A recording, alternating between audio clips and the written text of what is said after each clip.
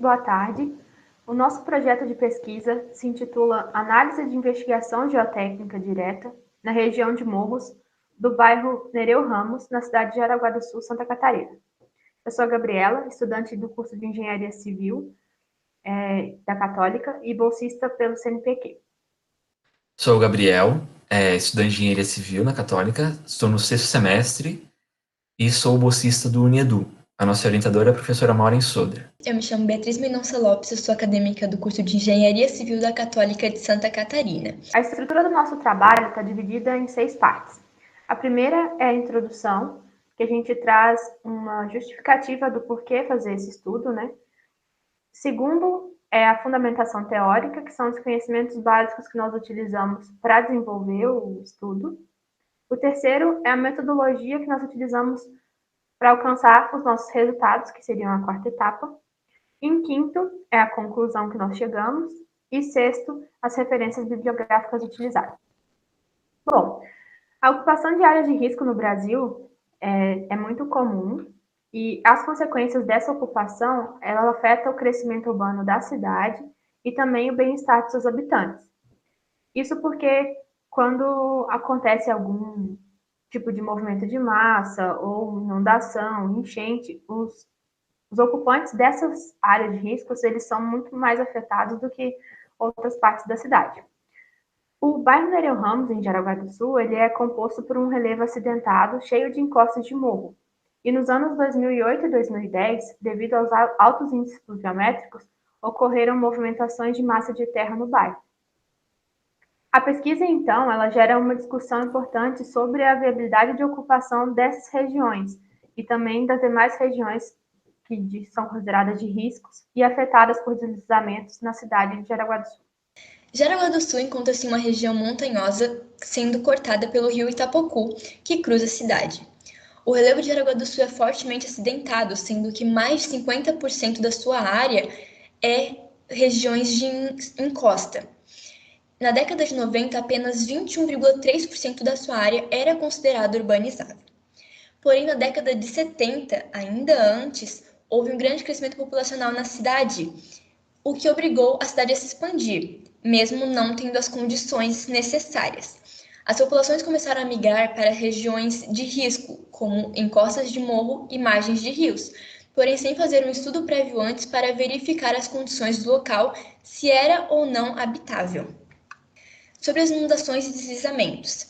Esses eventos climáticos eles foram agravados pela ocupação irregular dessas populações, dessas regiões de risco. As chuvas de 2010, além de alagamentos, causaram deslizamento em 36 pontos da cidade. Além de 2010, também tivemos fortes chuvas nos anos de 2008 e 2011. Eu trouxe alguns gráficos aqui para podermos comparar. Em relação às enchentes e desmoronamentos, as enchentes atingem maior parte da população do que os deslizamentos. Podemos ver que de 2008 para 2011 houve uma diferença muito grande na população que foi atingida por enchente.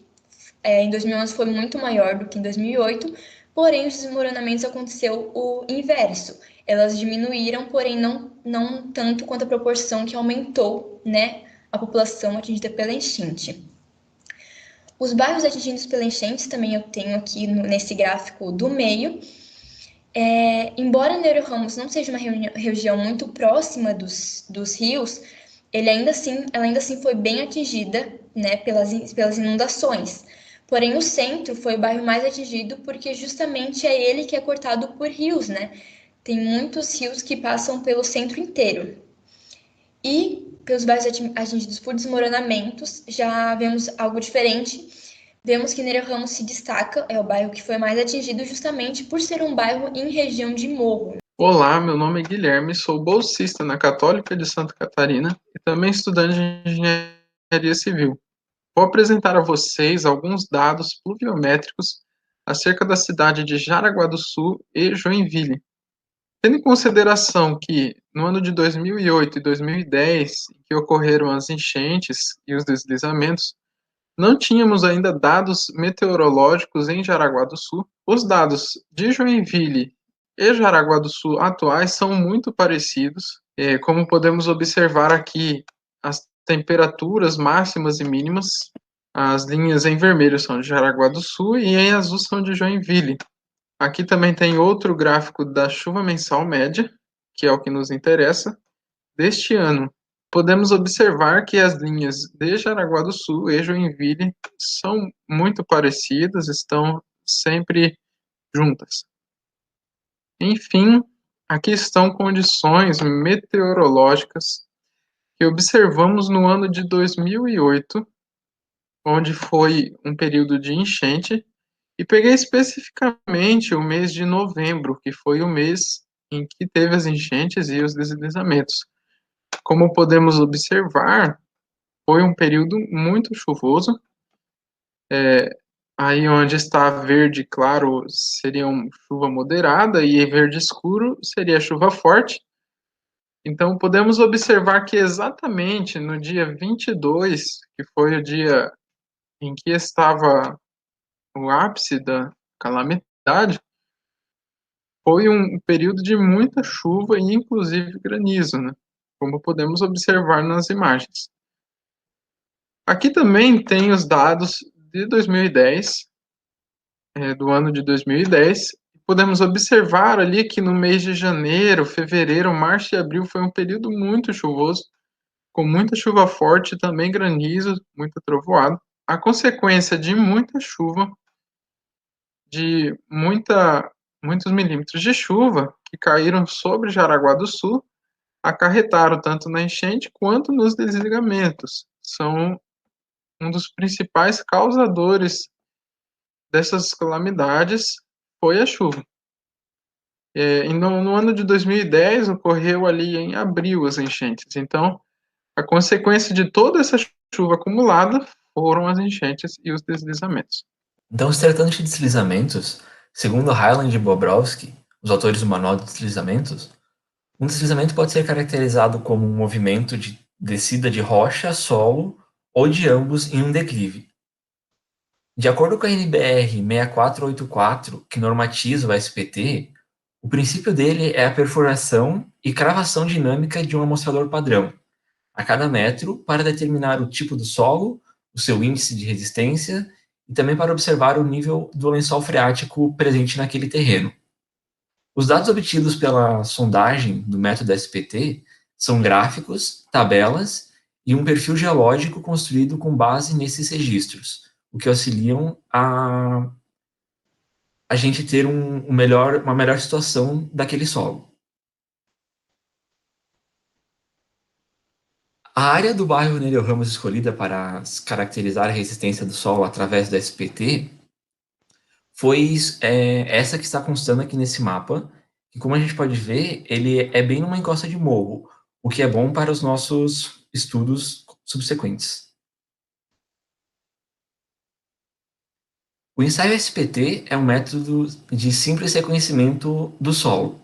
Ele é utilizado para avaliação do estado e a sua compacidade, e nos possibilita obter amostras desse solo junto à aferição de sua resistência, e com isso ter o seu índice SPT.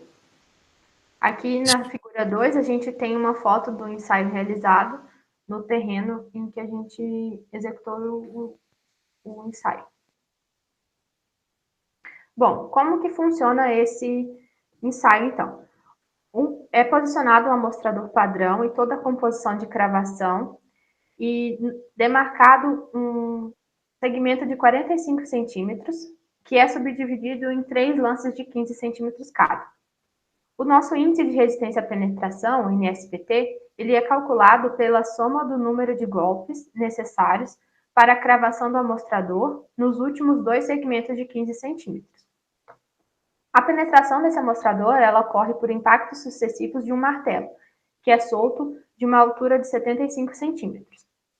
E a cada metro de perfuração, então, são recolhidas amostras que vão auxiliar na determinação do perfil geológico depois. Bom, como que esse ensaio se interrompe? Ele se interrompe quando a cravação do amostrador dos últimos 15 centímetros do amostrador tiver um número de golpes superior a 30. Então, quando eu precisar de mais do que 30 golpes, para esses 15 centímetros serem cravados no solo. Ou quando a soma do número de golpes total seja superior a 50. Ou ainda, quando o amostrador não apresentar avanço nos últimos 5 golpes consecutivos. Então, se eu bater 5 vezes com o martelo e ele não cravar nada, eu também interrompo o ensaio. Foram executadas 2 sondagens pelo método SPT, seguindo a NBR 6484, como estão dispostas nesse mapa de situação do terreno. E então ali a gente tem a localização de cada furo e as suas distâncias entre eles. O primeiro furo, o SP01 do ensaio, teve a sondagem penetrável a partir de 11,45 metros. E o segundo furo, o SP02, teve a sondagem penetrável a partir de 7,45 metros.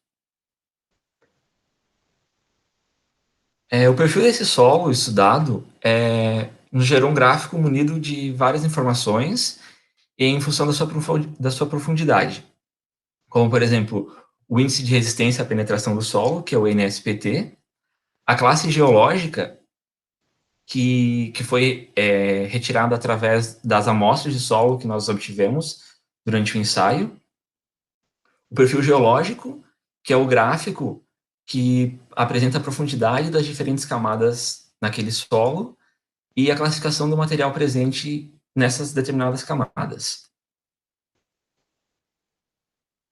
Aqui estão os resultados do SP01, que é esse perfil.